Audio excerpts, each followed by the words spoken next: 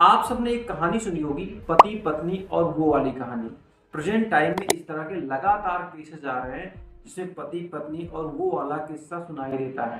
Present time में हमारे सामने बहुत से ऐसे केसेस आ रहे हैं जहां पर पत्नियों ने पति की सिर्फ इसलिए हत्या कर दी क्योंकि उन्हें अपने प्रेमी के साथ रहना था, अपना प्रेम निभाना था और उस प्रेम को निभाने के चक्कर में खुद भी बर्बाद हुई, उनका प्रेम बर्बाद हुआ और पूरा का पूरा परिवार ही बर्बाद हो गया। ये चार मैनेजर मानव शर्मा अपनी पत्नी की वजह से सुसाइड कर लेते हैं। वो अपनी पत्नी पर आरोप लगाते हैं कि मेरी पत्नी का एक्स्ट्रा मैरिटल अफेयर है और इस बात को स्वीकार करती है कि उसका सिर्फ एक्स्ट्रा मैरिटल अफेयर नहीं था बल्कि उसके फिजिकल रिलेशन भी थे। वहीं पर मर्चेंट नेवी ऑफिसर सौरभ की हत्या उसकी पत्नी मुस्कान ने की। हत्या करने के बाद डेड बॉडी को ड्रम में भरा और अपनी प्रेमी के साथ हिमाचल घूमने चली गई। तीसरी तस्वीर आप जो देख रहे हैं वो अतुल सुभाष की है। अतुल सुभाष एक एआई इंजीनियर रहते हैं जो कि बहुत ही पढ़े लिखे रहते हैं, लेकिन एलुमनी और टॉर्चर के चक्कर में ऐसा फंसते हैं कि इनको लगता है कि अपना जीवन ही खत्म कर देना सबसे बेस्ट रास्ता होगा। चौथी तस्वीर जो आप देख रहे हैं वो राजा रघुवंशी की है। राजा रघुवंशी की शादी सोनम से हुई थी। सोनम और राजा रघुवंशी हनीमून मनाने के लिए मेघालय जाते हैं, जहां पर प्लान करके सोनम ने उनकी हत्या कर दी और उसके बाद उनकी बॉडी को खाई में फेंक दिया।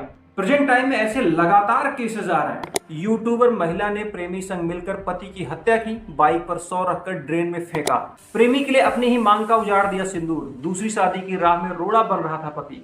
पत्नी ने प्रेमी के साथ मिलकर पति की हत्या की और सिर्फ हत्या नहीं की, इसको एक नेचुरल डेथ दिखाने के लिए अंतिम संस्कार तक का प्लान कर लिया। अब इन सारी घटनाओं को सुनने के बाद हो सकता है आपके दिमाग में ये ख्याल आए कि मोस्टली महिलाएं ऐसी ही होती हैं, वो धोखेबाज होती हैं, सेल्फिश होती हैं, अपने फायदे और अपने पर्सनल इंटरेस्ट के लिए वो कुछ भी कर सकती हैं। जर्मनी के एक दार्शनिक है जिनका नाम है शोपेनहावर। शोपेनहावर ने महिलाओं के ऊपर बहुत सारे शोध किए और उसके बाद उन्होंने एक आर्टिकल लिखा ऑन ओवेन। अगर आप शोपेनहावर के इस आर्टिकल को पढ़ेंगे तो आपके दिमाग में शोपेनहावर की एक अलग छवि बन जाएगी। आपको लगेगा कि शोपेनहावर एक ऐसे व्यक्ति हैं जो महिलाओं से नफरत करते हैं और नफरत करने की वजह से ये सारी चीजें लिख डाले हैं। लेकिन हमारे समाज में जो घटनाएं हो रही हैं या किसी व्यक्ति के साथ अगर महिलाओं का अनुभव खराब रहा होगा तो निश्चित तौर पे शोपेनहावर की बातें उसको अच्छी लगेंगी। सबसे पहले शोपेनहावर कहते हैं कि नेचर ने महिलाओं के शरीर को इस तरीके से डिजाइन किया है कि ना तो उनको ज्यादा मानसिक काम करना पड़ता है, ना ही ज्यादा शारीरिक काम करना पड़ता है।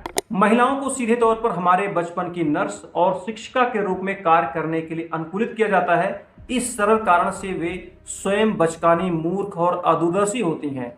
एक शब्द में वे पूरे जीवन भर एक बड़ी बच्ची होती हैं। शोपेनहावर आगे महिलाओं के बारे में कहते हैं, महिलाओं घर में अगर बच्चे हैं तो दिन प्रतिदिन उनके साथ खेलती हैं, उनके लिए गाती हैं, उनके लिए डांस करती हैं। लेकिन उसकी जगह पर अगर हम पुरुषों के बारे में सोचें तो क्या पुरुषों का जीवन ऐसा ही होता है जैसे महिलाओं का होता है, या फिर उनके जीवन में और भी चुनौतीपूर्ण कार्य हैं जिसके लिए वो स्ट्रगल करते हैं। शोपेनहावर आगे महिलाओं के बारे में कहते हैं कि प्रकृति ने महिलाओं को इस तरीके से बनाया है कि वो पुरुष के लिए एक आकर्षण का केंद्र बिंदु होती हैं और महिलाएं हमेशा चाहती हैं कि उनके पास कोई ऐसा पुरुष रहे जो उनकी सुरक्षा करे, उनकी देखभाल करे और वो पुरुष उस महिला के लिए सब कुछ करे जो वो महिला चाहती है। शोपेनहावर कहते हैं महिलाओं की तर्क शक्ति कमजोर होने के कारण ही वे पुरुषों की तुलना में दुर्भाग्यपूर्ण लोगों के प्रति अधिक सहानुभूति दिखाती हैं और परिणाम स्वरूप उनमें अधिक रुचि लेती हैं।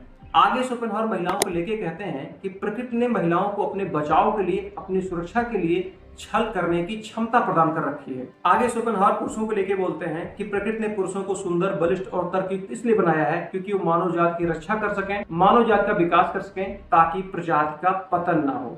आखिर में शोपेनहावर महिलाओं के बारे में कहते हैं, महिलाएं प्रकृति का प्रतिबिंब हैं, उनसे हम दूर नहीं रह सकते हैं, उनके साथ ही हमको जीना पड़ेगा, लेकिन समझदारी के साथ। महिलाओं के बारे में शोपेनहावर का जितना कठोर विचार रहा है उसको देखते हुए बहुत सारे दार्शनिकों ने ये कहा कि शोपेनहावर एक ऐसे व्यक्ति हैं जो महिलाओं से नफरत करते हैं। लेकिन ये भी हो सकता है कि पूरे जीवन में शोपेनहावर की मुलाकात ऐसे महिलाओं से हुई हो जिन्होंने उनके साथ ऐसा व्यवहार किया है जिसकी वजह से उनका महिलाओं को देखने का नजरिया इस तरीके का हो गया है।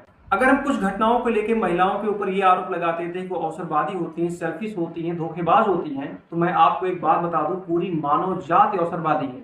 अक्सर लोग कहते हैं सुंदर महिलाएं अपनी सुंदरता का लाभ उठाती हैं, लेकिन एक बात सोचिए, क्या सुंदर पुरुष ऐसा नहीं करते हैं? जिनके पास जो भी कुछ गुण है उसका फायदा जरूर उठाते हैं। अगर अवसरवादी होने की बात करें तो हर कोई अवसरवादी है, बस वही अवसरवादी नहीं है जिसको अवसर नहीं मिला है।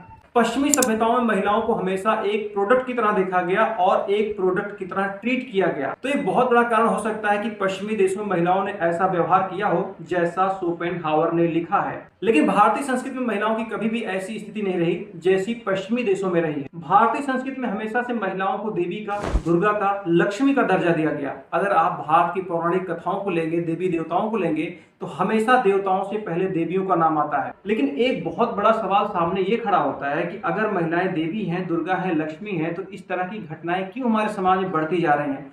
उसका सबसे बड़ा कारण है कि हम पश्चिमी सभ्यता को लगातार अडॉप्ट कर रहे हैं। हम अपने पर्सनल इंटरेस्ट, एंटरटेनमेंट, लस्ट और ग्रीड के कारण इन चीजों के जाल में फंसते जा रहे हैं, जिससे हम ऐसा स्टेप उठा लेते हैं जिससे हम बर्बाद होते हैं और हमारी फैमिली बर्बाद होती है और हमारा पूरा फ्यूचर खत्म हो जाता है।